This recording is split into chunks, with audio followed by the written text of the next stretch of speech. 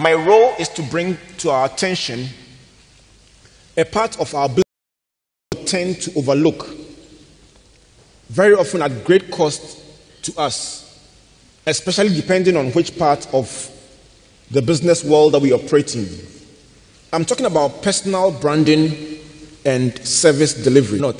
It is something that is a vital driver in your business. We'll talk about branding as a business investment, what a personal brand is, the internal and external brand, where does it start from and where does the brand really sit? And then we'll look at some brand building strategies as well as some benefits of having a brand. Let's start with something I discovered in the course of this week. I've said over and over again in different fora, especially if you are in a business that involves continuous contact with people. Napoleon Hill, who wrote the book Think and Grow Rich, says that people buy your personality and your ideas long before they buy your products and your services. In that regard, therefore, you can't talk about having a great product if your personality and your ideas don't augment or support the pushing of those ideas. Harry Beckwith says people buy the person first, the company second, the services third, and the price last. Interestingly, the research showed that people rather sell their price first, their services second, their company third, and themselves last. That probably explains why sometimes our sales efforts do not yield the results that we want and can sometimes lead to frustration. You will find that this model is applicable not just in business, but even in not-for-profits, for students and educational institutions, for churches, and for anything that involves mobilizing people around a vision or an idea. So, somebody said to me, well, then I must build a personal brand. I said, I'm sorry, you have one already. A brand or a personal brand is not something you choose to have or not to have. You cannot refuse to participate, as the person said, in the knowledge economy. You already have a brand. People have a certain way of describing you, either known to you or unknown to you. But if it were just a matter of people's perception, you could afford to say, let them think what they like.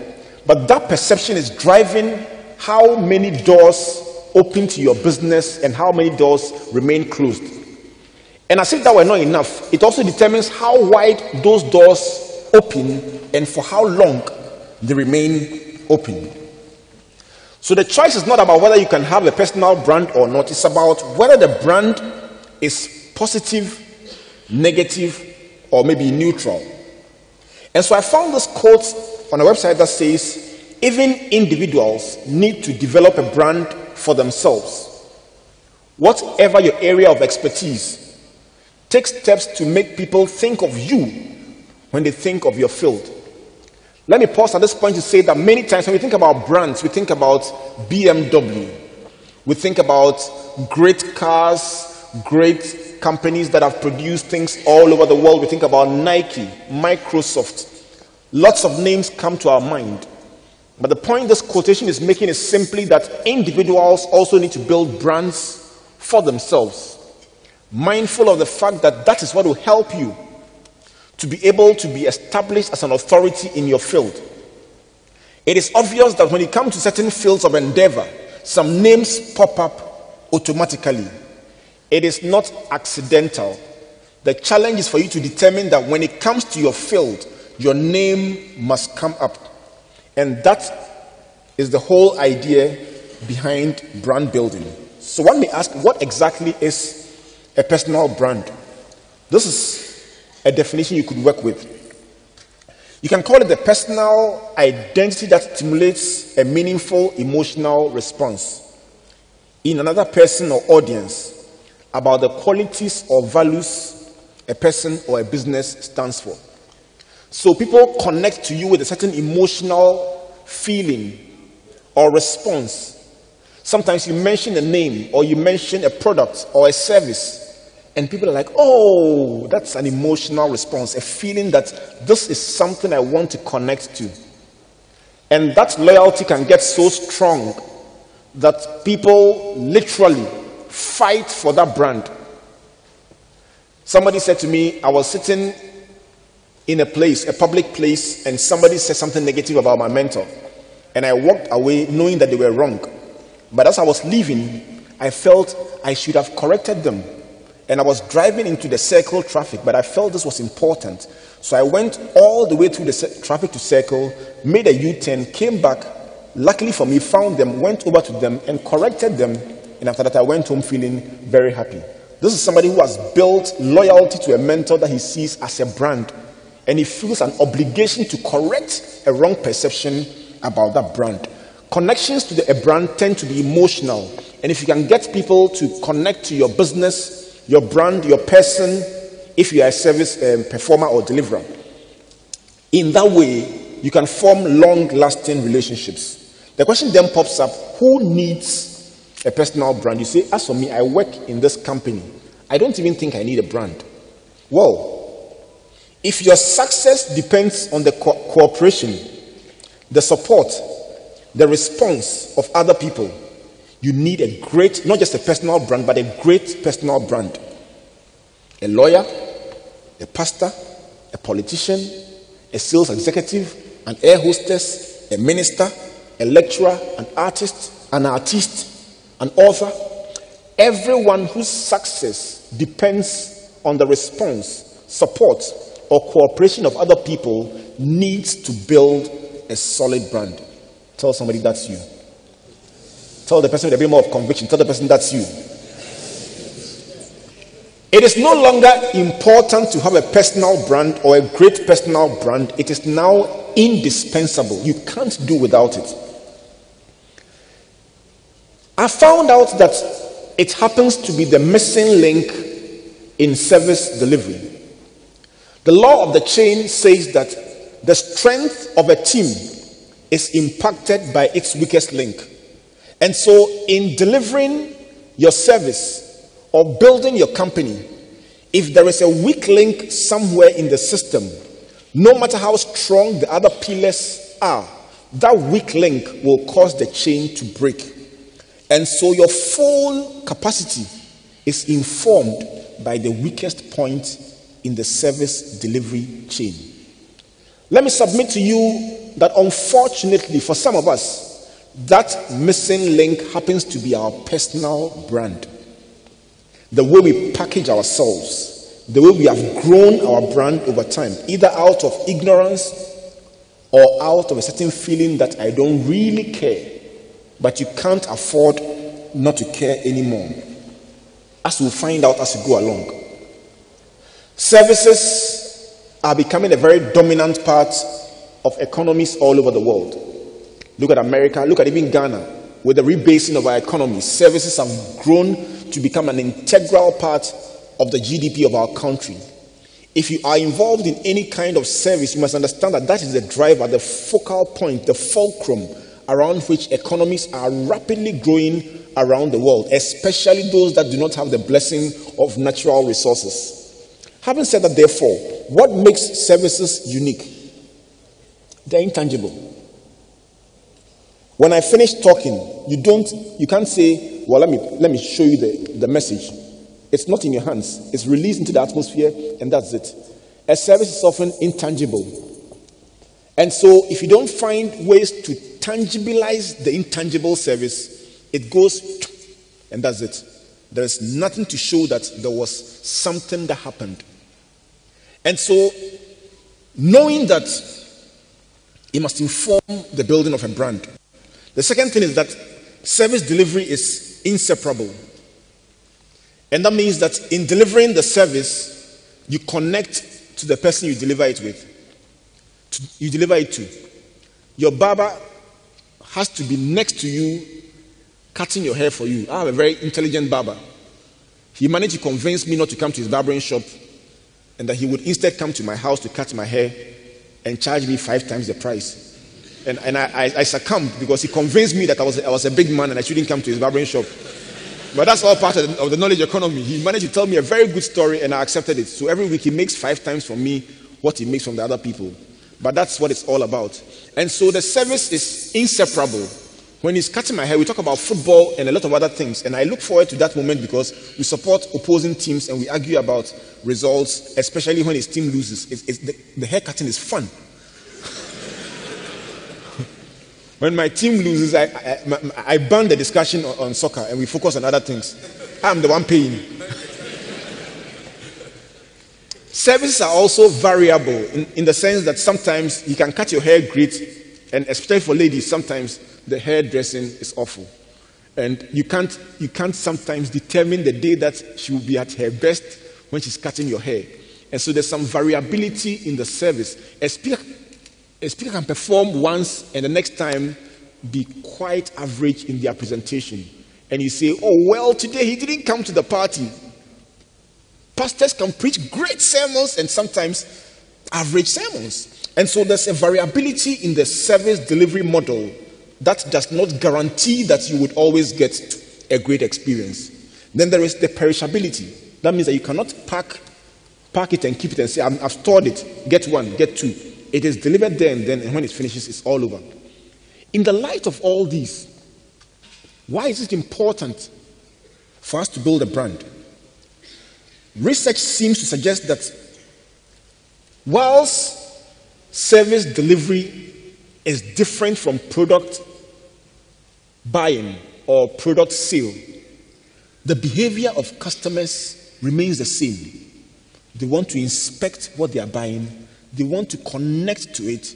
They want to feel it. They want to approve it, buy it, and own whatever the thing brings to them. So the question is this. If you are delivering a perishable and intangible service, then what do the customers own? Guess what? They own you. And that's where you come in. So for the person who is a radio presenter, your personality is what is on sale.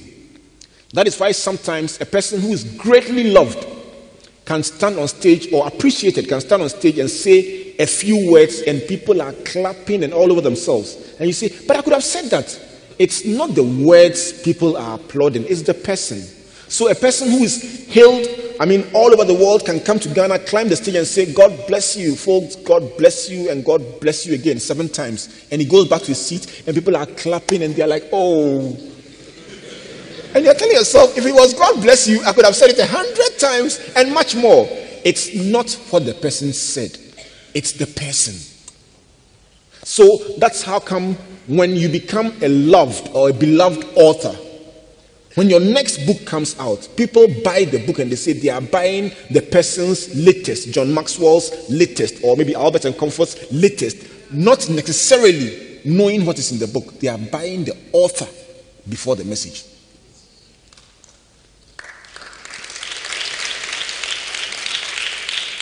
In that regard, therefore, one needs to spend time focusing on how you are cultivating or growing the brand.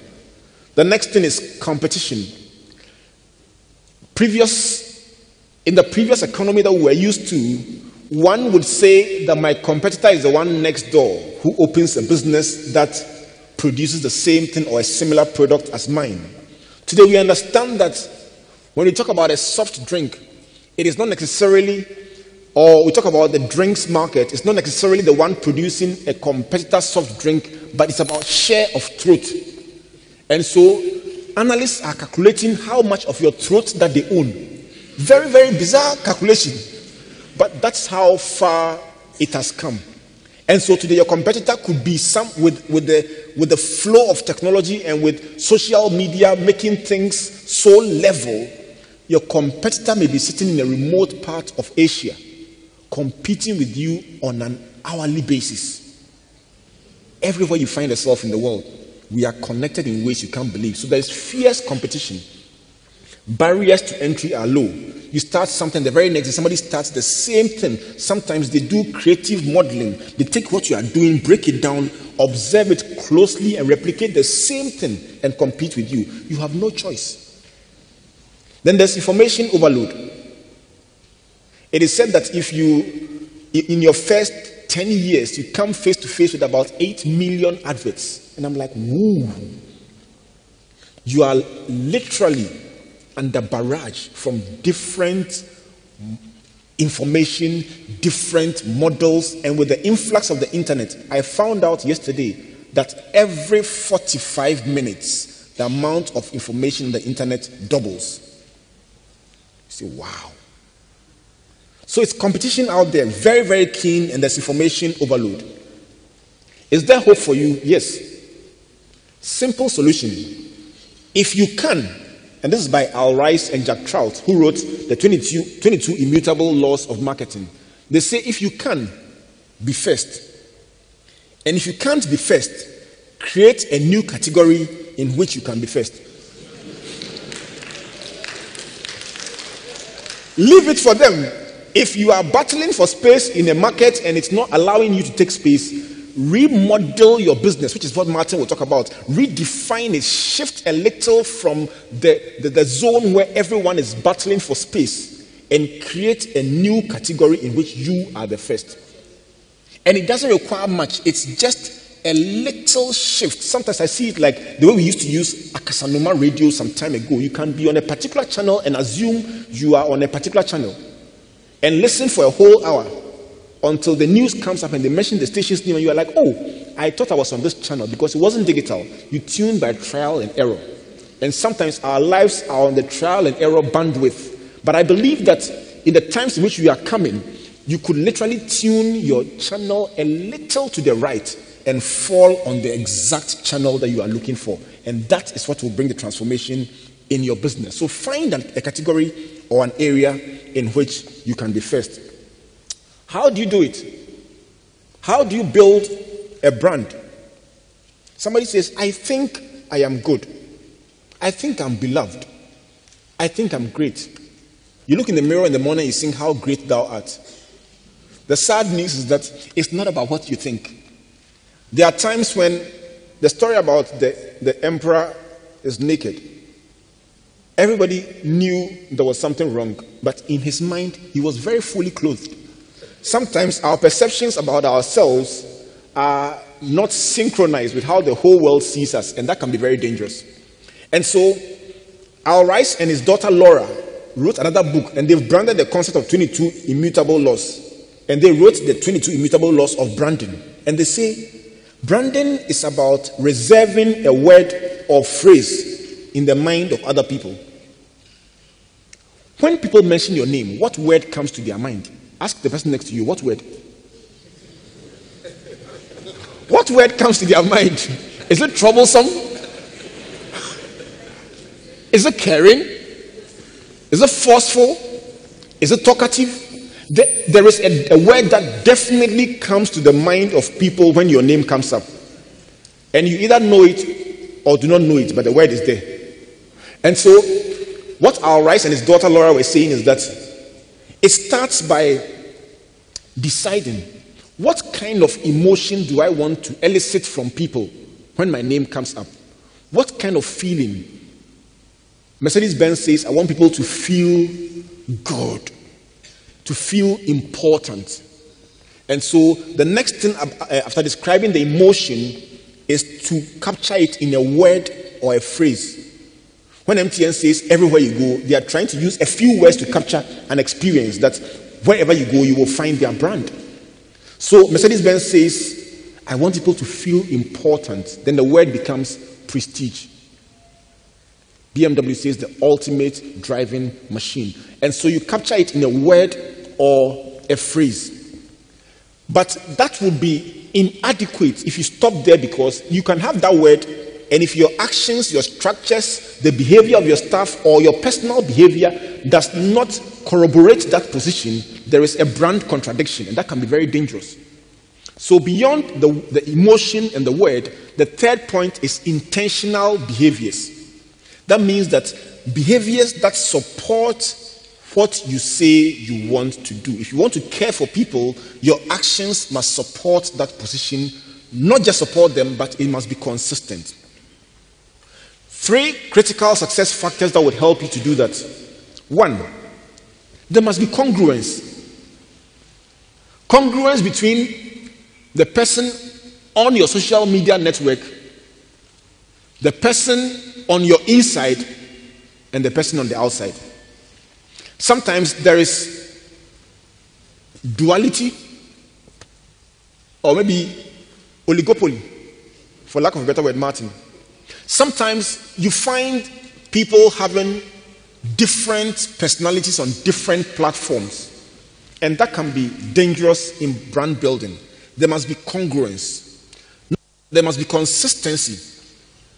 The things that define your brand, there must be some consistency. When I was growing up, Oral Roberts would always start his program by singing, "Something good is going to happen to you." And so 30 years after, 40 years after, I still remember something good is going to happen to you. That's what branding does. It connects people to a certain experience that is repetitive, that is consistent. And so don't form the habit of being unpredictable in terms of your brand promise or your brand execution. People must expect and experience something on a consistent basis. So it's about congruence, consistency, and the third one is even more important, authenticity. Some people are of the opinion that branding means faking, that you can position yourself in a way that doesn't represent what you believe, and you can fake it and go all the way through. I can tell you from research and on authority that ultimately the you that is inside you is the one that will come out. When we were in SU, they taught us a song that says something on the inside is working on the outside. Brand building starts from within and then comes outward. What you don't believe, what you are not passionate about, what you don't feel from within, it will never come out and dominate the world in the way that it should. When you travel on the road shows, it's a very grueling experience, sometimes 60 days on the road from town to town, and sometimes the parts of the road show that people don't know are the parts that are not in the big media domain. Small community interactions, meeting people in small groups, big groups, secondary schools, and so on. And it's very tiresome. But when you do what you love, you don't even feel that you are working. You feel, this is my life. I will live for this and die for this. Listen, if it is not in you, by the second day, you'll be asking yourself, how many days more? It's just not you. And so ultimately, to build a brand, it starts internally. The internal brand are the values and the principles that guide your life and your choices. You say, listen, I don't do alcohol, or I don't steal, or I don't cheat, or I believe in relationship. You have your own brand values. They are unique to you. They are different from somebody else's values. But you must have them. In fact, they are there already, even if you don't know them. But consciously internalizing values make you stronger in those values. And then from the internal building, then the external part comes out. And that is how you project yourself to the world. And so some people must tonight go back and clean your Facebook page and sort out your internal brand first. And then after that, ask yourself, is that how I want to project myself to the world? It's absolutely important. What you put out there must be a reflection of what is inside you and what you want the world to know. So you will find that sometimes you say there is a disconnect between what I've put out there and what I genuinely believe in. But believe me, trust me, the world is relating to you based on what you chose to put there. And it's either opening doors to you or closing doors to you. We have found social media to be very, very powerful in terms of the opportunities it's giving to us in the work that we are involved in. And that's something that tomorrow we'll be talking about in the colloquium and the associated sessions about new media. What elements must we focus on if you want to build a brand? What must be some of the things that we should take seriously or pay attention to? Here are a few that you may want to focus on and work with. Number one is your values and your character. It's always important to start from within. What are your values? What will you do or not do in pursuit of success? Will you cut corners? Will you cheat? Will you defraud your customer? What will you do and what will you not do? The second one is talent and skills. What are your unique talents? Your brand is best built around the areas of your strength. If you are a speaker, a communicator, a writer, you will naturally gravitate towards building a brand in those areas. So look for where your unique talent, ability, or skill is. The third one arising from that one is a personal mission statement, or what others may call a unique selling proposition. And that's a little summary of the entire person, your experiences, your abilities, your background, and what you seek to do in life. Everyone must have a 30-second summary of your person and why others must take you serious. The fourth one is relevant knowledge. Relevant knowledge. Your brand is tied to how knowledgeable you are. If people find you ignorant about the area you want to dominate, they will not take you seriously. Jack Welch of General Electric, or formerly of General Electric, says, knowledge, the quest for knowledge must be boundaryless. That means that you must not only restrict yourself to certain areas. We find that quite a number of people, by virtue of the kind of educational system we have, are used to their course outline, that which exams are demanded, in which exams are demanded from them. And so the focus is on doing what is required of you, or the learning that is necessary. But you will find that as you grow and as you seek to become more dominant in the marketplace, you learn not for exams, not for any lecturer or supervisor, but to expand the frontiers of your knowledge and make yourself relevant in other markets, other places, other spheres of influence, and even just to stay current with what is happening in the economic marketplace. The next one is communication. It is said that it is the one skill that everyone will need for career success, no matter what field you are involved in. You need to be great on communication. Work on it. Start from somewhere. Polish your vocabulary. Spend time getting better and better at writing and speaking. It is something you can't afford to give up on. Don't say, I wish I could be a great writer or a great speaker. No, if you're going to be manager or CEO or minister or any other role in leadership, you need to improve your communication skills. And so that's another area that would enhance your personal brand. Your dress sense and etiquette. No matter how important what you have to say is, if you dress in a particular way, you will not even be allowed in order to be heard. If you walked into Virgin Atlantic looking haggard and looking like you are so disorganized, your beard is all over the place, your hair is unkempt, even the security person will not allow you to enter the building, so your wisdom will not be heard. It will stay in your head. So dressing matters, etiquette matters. You meet some people of influence, and after one breakfast meeting, the next time you call them, they are engaged. The next time you call them, they've traveled. Another time, they are in a meeting. Somehow, they become suddenly unavailable because your manners, your etiquette, your response to the personal relations just didn't connect in those circles. And so, brand building means paying attention to things that you ordinarily would have ignored or not taking that seriously. Then there are generic value enhancers. A driver's license? Hey, you say for what? A passport? Organizational skills? Little things that one would take for granted. A company employed young executives and asked them to come for their appointment letter on a particular day. When they got there, they took them to the car park and said to them, okay, brand new pickup, sit in and spark it. And some sparked the vehicle comfortably. Others panicked behind the wheel. All those who couldn't spark it were moved to the left, and those who could spark it were moved to the right. Those who could spark the vehicle and move it were given their appointment letters. Those who couldn't spark it, the letters were torn right in their presence. Young university graduates, how can we employ a driver to drive you to do the work that we are paying you to do? So they had to go home empty-handed. You may call it unfair, you may call it tough, but that is the kind of world in which we live. And then social network positioning. I've talked about that already. Be very, very mindful of how you use your image on social media. It's very important. And tomorrow we'll spend some more time talking about that. So what are the benefits of branding? I'm going to share with you 4 benefits of branding. Number 1 is a sense of focus.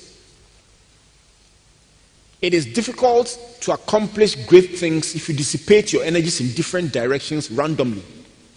And so being able to focus your energy on something enables you to get results faster and to accomplish great things in that area.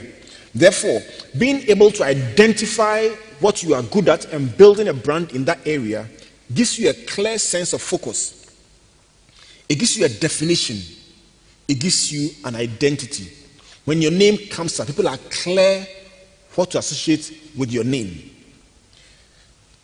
Interestingly, behavioral scientists have a term called fundamental attribution error. And that's very bad news for some people, because they say when people form a first impression about you, it is so difficult for the next 20 impressions to erase that first one. It is almost like a battle between the subsequent impressions and that first one. And there is a natural affinity to hold on to what they saw you doing the first time. Now that tells us that there is no time when you can let your head down and say, okay, now the values I hold dear don't matter anymore. Some of the biggest collapses that we have witnessed of people who built great personal brands happened in what you may call a moment of madness, when they let down their guard and refused to hold on to the values that they've held on to for so many years. The painful thing about life is that it takes so much time and effort to build, but it takes very little to destroy. And so a brand becomes then an object for investment. When I buy a book, it is most likely going to be a human capital development book rather than a book on architecture or engineering, because the brand then informs your investment. The second one is a point of uniqueness. Sometimes the assumption is that once you are in the same industry, we are all the same. I've put up 10 names on these slides, 5 of them in soccer, 5 of them in boxing. Interestingly, for every one of these people, there is a word or emotion that you will link to them. So I have Beckham, Ronaldo, Messi, Rooney, Essien.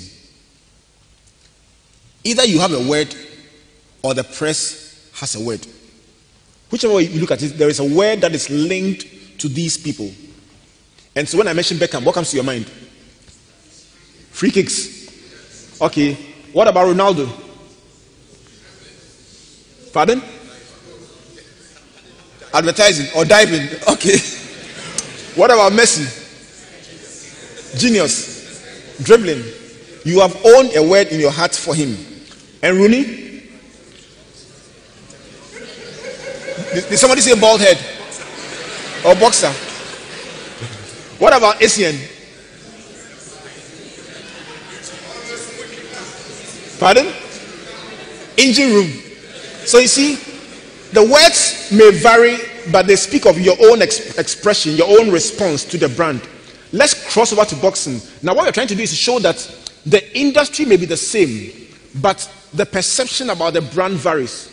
Without using names, one pastor preaches with PowerPoint slides systematically, and it's timed 1 second to time he finishes. It is said that Joel Osteen preaches for 29 minutes 30 seconds every Sunday. I said, oh my God, 29 minutes 30 seconds every Sunday. Now that is precision, like BMW. Of course, you can't do that in some of our churches here. As the Spirit leads. No. The 30 minutes, the person is now warming up. After 2 hours, now he's in the full flow. And you know something? None of them is right or wrong. The audience connects to people based on what they want. And so the person in the 4-hour service leaves and says, the Spirit came. And the person in the 30-minute service says, that was sharp, that was solid. I'm going to work on a Sunday afternoon feeling energized. Nobody's right, nobody's wrong. You take your boxing, you have Azuma, you have Agbeko, you have Aikote, you have DK Poison, you have Clotty, Joshua Clotty. Because we are in Ghana, I want to ask you to mention the words, because somewhere along the line it could get very difficult. But I suspect that everybody has a word for each of these people. In that regard, therefore, your name brings up feelings, emotions, thoughts, experiences with people. I know people who switch off their TV when some people's faces appear on the TV because they don't like an experience they may have had with them in the past. Some people too will travel or close work or arrange their schedule just to be with other people. The third one is very interesting, and maybe you may want to take note of that one, and that speaks about reputational equity or goodwill. Goodwill is simply the good feelings that you attract everywhere as a result of the reputation that you have built. And I've chosen to borrow a biblical description of a young man who was somewhere doing his father's business. And a CEO said, look out for somebody who is skillful and employ him for me. And this is my own paraphrase. I'm sure the Bible scholars will allow me to do that. And in 1 Samuel 16 verse 18, one of the managers answered the CEO and said, look, I have seen a young executive who is skillful, a courageous man, a man of war, eloquent, handsome, and God is with him. The CEO asked for a skillful man, and the manager gave him a man with 7 attributes, including skill. Now, these attributes could form the 7 pillars on which you build your personal brand, and they are all clear. Seen talks about reputation, skillful talks about skill and talent, courageous talks about the courage of your conviction, consistency. A man of war talks about a proven track record. Then prudent in speech talks about communication. The next one is about handsome, appearance, dress sense, etiquette, your personality management. And the last one, the Lord is with him, talks about the integrity that you have, the integrity of heart, the way people see you as somebody who is trustworthy. And believe me, contrary to what many of us think, recent research with some of the top CEOs in this world, they were asked, what one attribute do you want to see in your favorite staff, favorite manager, favorite employee? And guess what? The biggest one was integrity. You don't want to employ somebody who is brilliant but a crook. Warren Buffett says an intelligent man who lacks integrity will use his intelligence to bring down your business. The last one is patronage. Ultimately, when you build strong connections, strong affiliations to your brand, as a result of a certain consistency of experience of people over a long time, they fall in love with what you have and they become brand loyalists. Loyalist means that even if it involves doing a detour, they would rather fly your airline than use somebody else's that is a direct route, because they say, I don't do another airline. That's what they call brand loyalists. They drink, if there is no other drink, that drink is not there, give me water. That's how strong people's affiliations are. Beyond becoming loyal, then they become advocates. They tell other people about their experience. They become brand ambassadors, or you may want to call them brand evangelists, winning souls to your brand. That moves to the next stage where your value keeps increasing. I know public speakers who earn $250,000 for one speech, 40 minutes. Now, that's beautiful. $250,000 for a speech. I say, ooh, that's lovely. But that's because they've built a brand to a point where people are willing to pay that much to hear them speak. So when you cultivate and grow your brand to a certain point, the value keeps rising to meet that perception. Then the last one, when you do that, it ultimately leads to personal and business success. I believe that there are many of us here who have great ideas about what we want to do, whether in business, church, whatever. The secret is building a strong personal brand that will augment your efforts at making progress instead of fighting your efforts. Let me end with a quote by Tom Peters, who says that regardless of your age, your position, or your business, all of us need to understand the importance of personal branding. He says we are CEOs of our own companies, and guess the name? Me Incorporated. So from today, when you wake up in the morning and you feel like going into the day anyhow, remind yourself you may never be called CEO of any of the companies sponsoring this conference, but you are become that person that the world responds to and the world rewards.